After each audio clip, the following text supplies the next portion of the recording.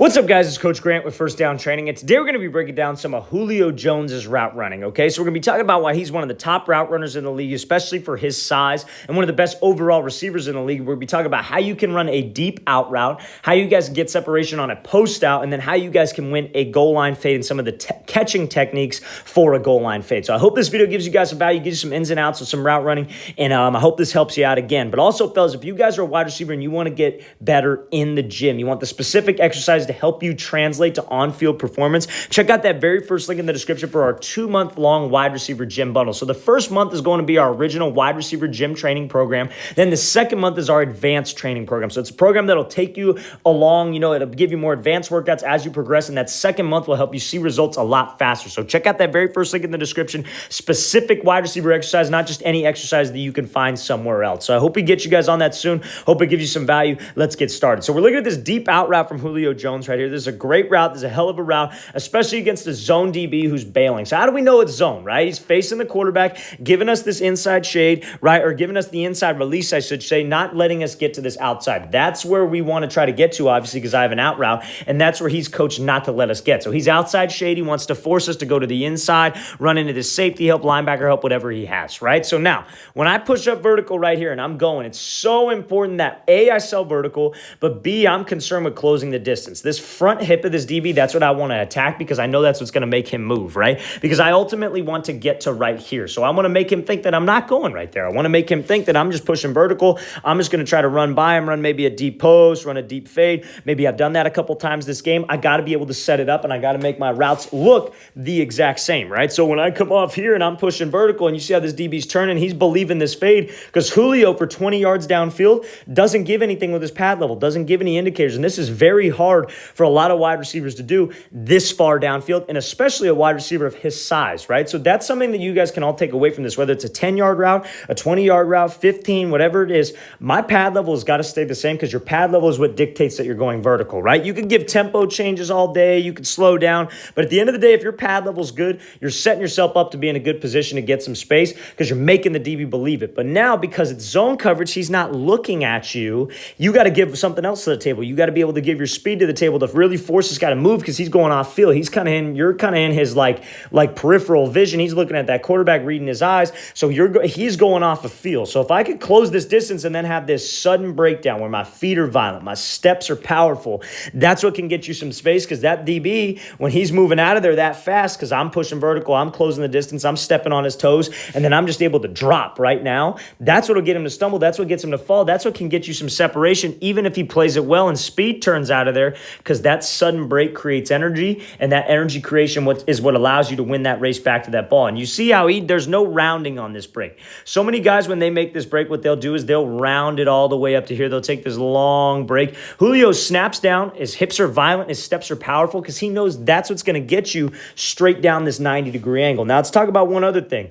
What else will get you out of this break? This is how you guys got to be thinking. Your arms and your eyes. Those are the two other key things besides your hips and dropping low. So you see when Julio breaks down, you want to think of this arm right here like you're going to elbow somebody behind you. And you see how much he's able to rip around. Because when you rip your arms like this and you continue to have that arm drive, that will bring your hips and that will bring your shoulders down this path, right? And then obviously if you snap your eyes around and you're ripping your arms, you're fully committed to this 90-degree break. You're actually getting down this thing, and you actually have some speed towards it so you could win that race to the ball because that ball is going to be out on time, and I could actually get to this thing and not have this behind me, not be sitting right here and waiting for forever. I could actually get to this ball, right? So that's a textbook out route here from Julio. Let's watch the thing again, full speed one more time. Against zone, fellas, it's so important. We close the distance with the DB, try to step on his toes, attack his front hip, and I sell vertical with my pad level and with my body language. Just watch it again, full speed. Great job closing the gap, snapping this thing off. Then let's accelerate out of this ball and get back to this thing. So now we're looking at this post out route here. So this is a great example of how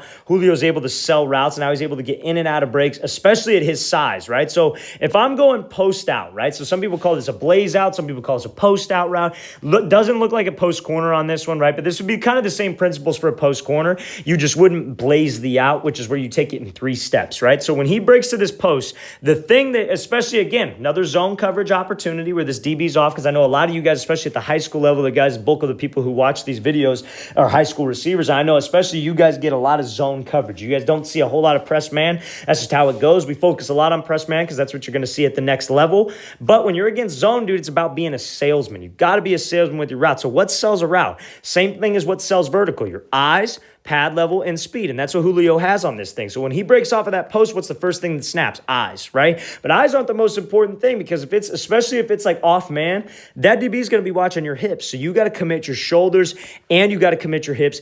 And you got to have speed to the break. You got to have the big three. That's the checklist that's in your head anytime you're working a double move. Let's say it's an out and up. Let's say it's a corner. Let's say it's a corner post. It's a sluggo, maybe. You got to have those three because those three, if you can do those well, you could actually be a salesman. You're guaranteed to get at least a little bit of separation and maybe get this DB to hesitate, right? So you see eyes, shoulders, and hips. He's got speed. Now, the only thing I could say is that he starts to drop his eyes a little bit too quick here, but DB's already committed because I had that speed. Now, this is what we call blazing the out, where you snap down and you take 3 steps. So it's 1, that's his second step, that's his third step, and now he's off of this thing, right? So that's why it's more of a post out, I would say, because if it was a post corner, you would just break off of that 1 step and then head back on that 45. And it's the same principle as that other out route. He's ripping those arms around. You see how it's like he's almost elbowing somebody with this inside arm. He's here, he's elbowing somebody. He's getting his hips back down on that break, snapping those eyes around to keep it flat, so he doesn't have as much time to react, because on that corner, it's a lot easier to guard if that DB were to speed turn. If he speed turns and gets out of there, it's a lot harder to break back flat on a post out route where it's at a 90-degree angle. So that's a great example of how much of a salesman Julio Jones is. You normally see this change of direction, this ability to make those quick moves, those sudden sudden changes at the top of the route. You normally only see that out of like a shorter receiver, like a guy who's maybe below 6 foot, like an Antonio Brown type guy, Julian Edelman. But when you see guys like this size being able to move like that, it goes to show this is why he's one of the best in the league. It's unbelievable as to why Atlanta would be trying to get rid of this guy. So let's watch it again, full speed one more time. So he breaks 3 steps, blazes this out, then make sure we accelerate out of that break, fellas, to win that race to the ball and widen the distance with the DB. So now we're looking at this goal line fade here. We're going to talk about some catching techniques you guys can use, especially when it's a 50-50 ball,